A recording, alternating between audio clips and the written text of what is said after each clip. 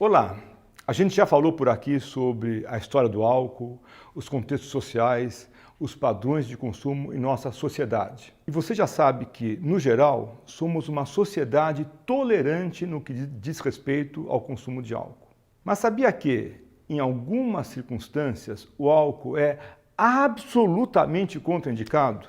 Nem um pouquinho, nem sequer um gole de cerveja sem álcool. Eu sou Arthur Guerra e nesse vídeo nós vamos falar sobre álcool zero, restrições de consumo.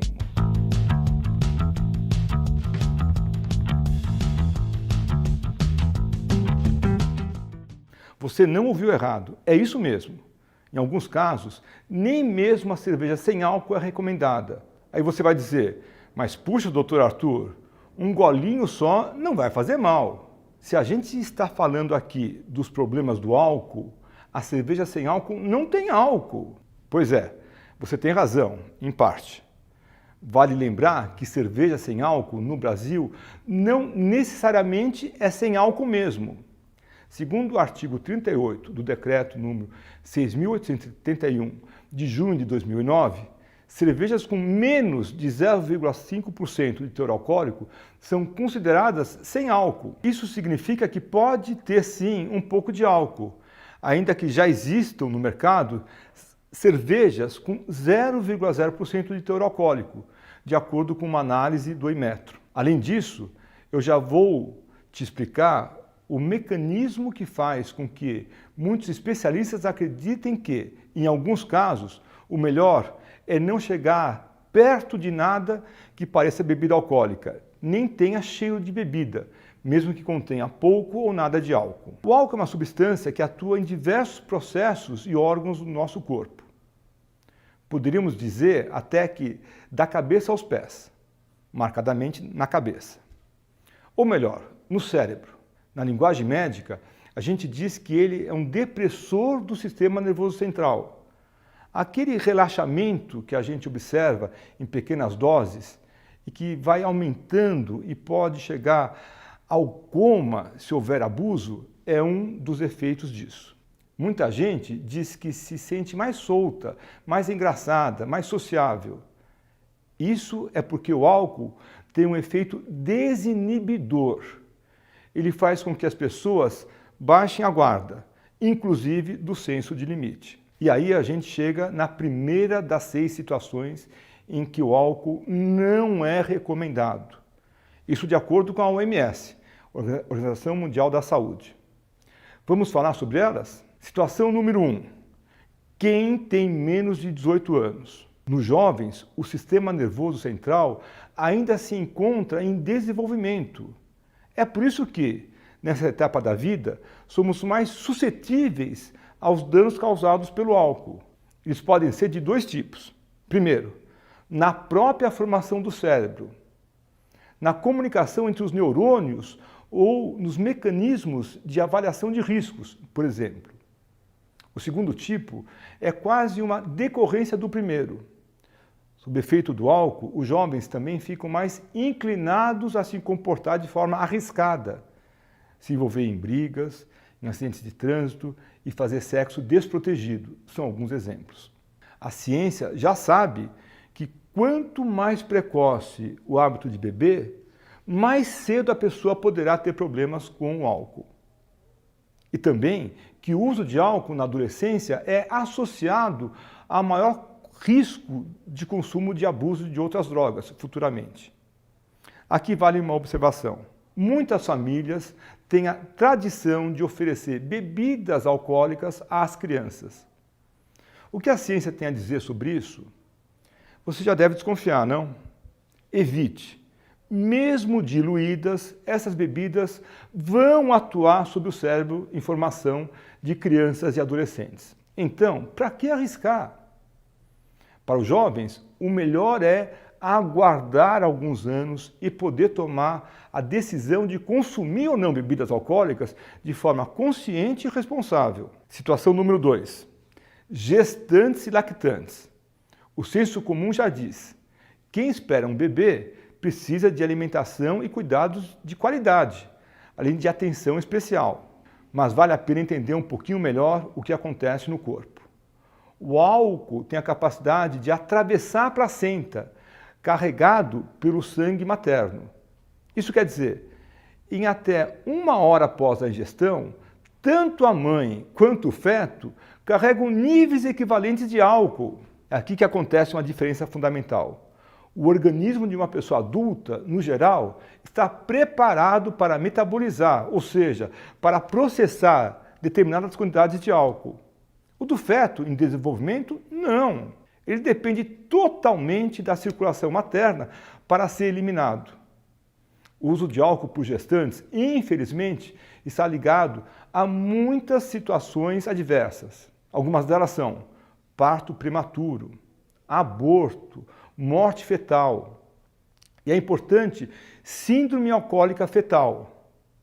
Essa condição, que pode ser totalmente prevenida, é caracterizada por uma série de deficiências físicas, comportamentais, cognitivas, sociais e motoras, além de outras dificuldades ao longo da vida do indivíduo. Mas, doutor Arthur, eu bebi uma tacinha de vinho e depois descobri que estava grávida. E agora? Em primeiro lugar, calma. Provavelmente, uma pequena dose, em um caso isolado, não vai criar nenhum grande problema. Ficar estressada e ansiosa pode até ser pior para o seu bem-estar e o da sua criança. A orientação é: converse com o seu médico. Ele vai esclarecer isso para você. Mas o que eu já posso recomendar é que, de agora em diante, você suspenda, durante toda a gravidez, o consumo de álcool e de outras substâncias que possam impactar no desenvolvimento do seu bebê. Nessa lista estão, além do álcool, outras drogas e muitos medicamentos. Por isso, repito, converse sempre com o seu médico, com muita sinceridade. E não podemos deixar de falar das lactantes. O leite materno também é muito afetado pelo que a mãe ingere. Uma porcentagem do álcool consumido pela mulher que está amamentando pode passar para o leite e prejudicar o desenvolvimento neurológico, o sono e a aprendizagem da criança. Então, quando uma amiga ou um parente vier com aquele velho mito, toma cerveja que aumenta o leite, ou dizer que acalma o bebê, você responde com apoio na ciência e ajuda a esclarecer essa pessoa. O consumo de álcool pode até diminuir a produção do leite materno. Ou seja, para preservar seu feto ou bebê de efeitos negativos do álcool, o melhor é se programar para tomar sucos naturais, água ou até uma cerveja sem álcool, caso você não tenha problema para controlar o seu consumo, como a gente vai ainda falar mais adiante. Situação número 3. Quem dirige, opera máquinas ou executa atividades que envolvam risco. A gente já falou por aqui que o álcool é uma substância depressora do sistema nervoso central. Ou seja, o indivíduo tem sua resposta a estímulos diminuída, fica com aquela fala mais arrastada, pastosa, caminha com mais dificuldade.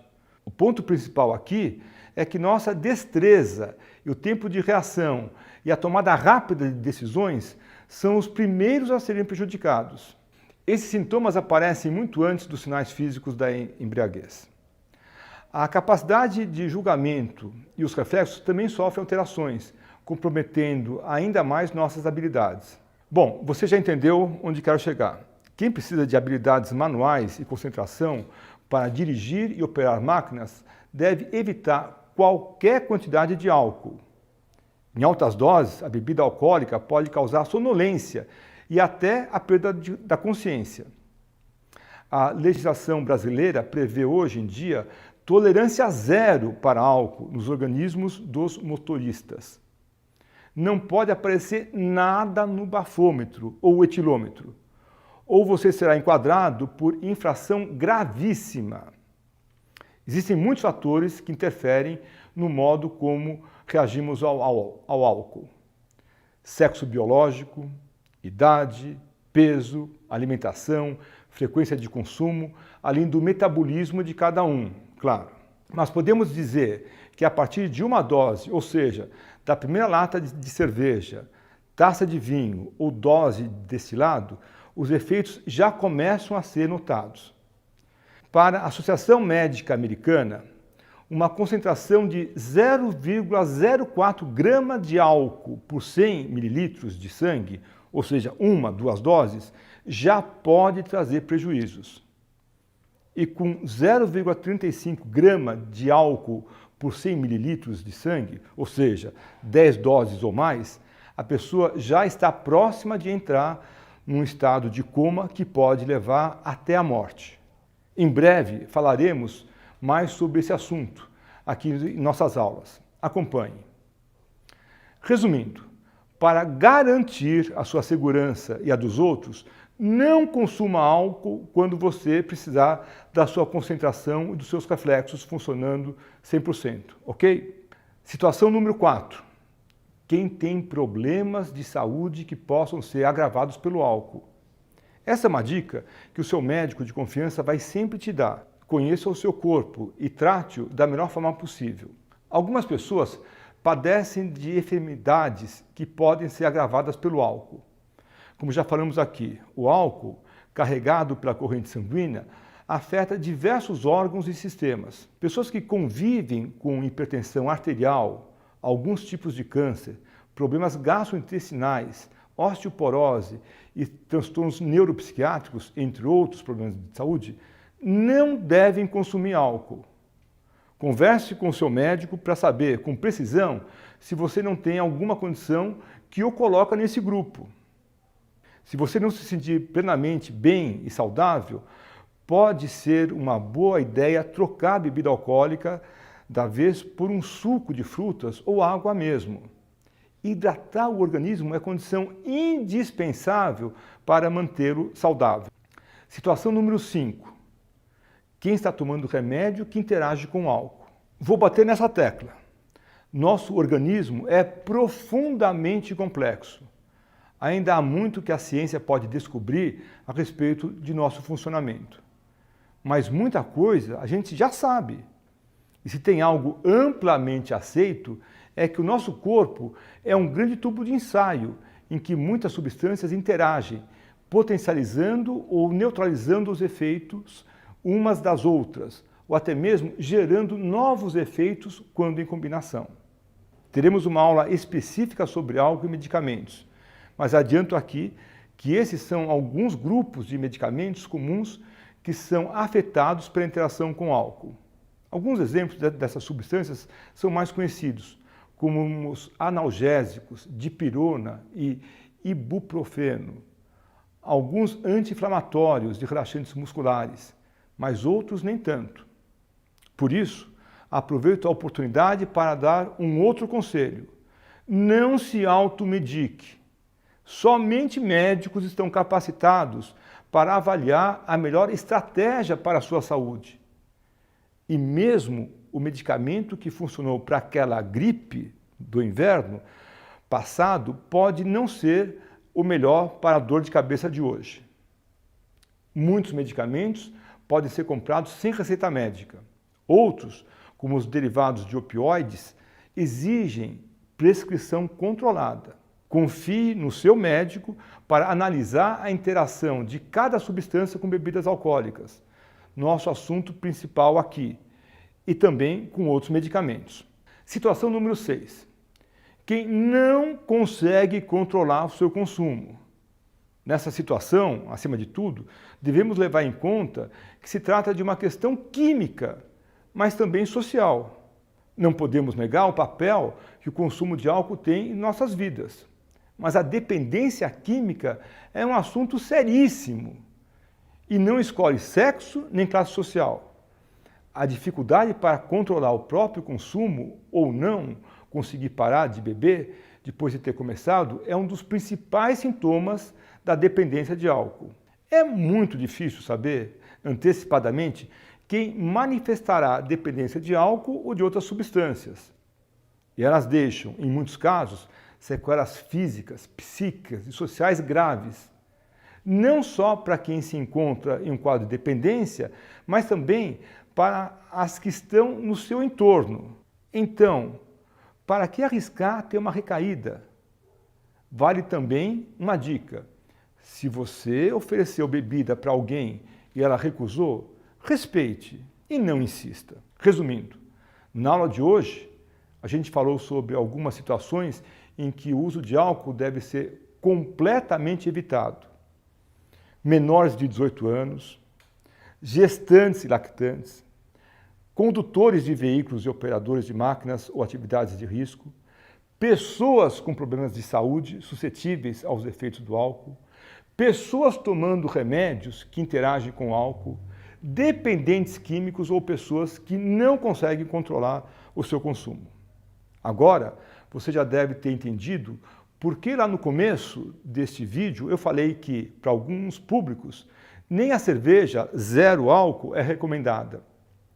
Estudos mostram que só o sabor da cerveja já é suficiente para desencadear as vias de recompensa no cérebro, e as pessoas vulneráveis à dependência podem, a partir dessa experiência, consumir bebidas alcoólicas. Então, para jovens abaixo de 18 anos e pessoas com dificuldades de controlar o seu consumo, o melhor é passar longe desse gatilho. No próximo vídeo, vamos conversar um pouco mais sobre como o álcool afeta o desenvolvimento de crianças e adolescentes e as razões pelas quais eles não devem beber. Obrigado pela sua atenção e até o nosso próximo encontro.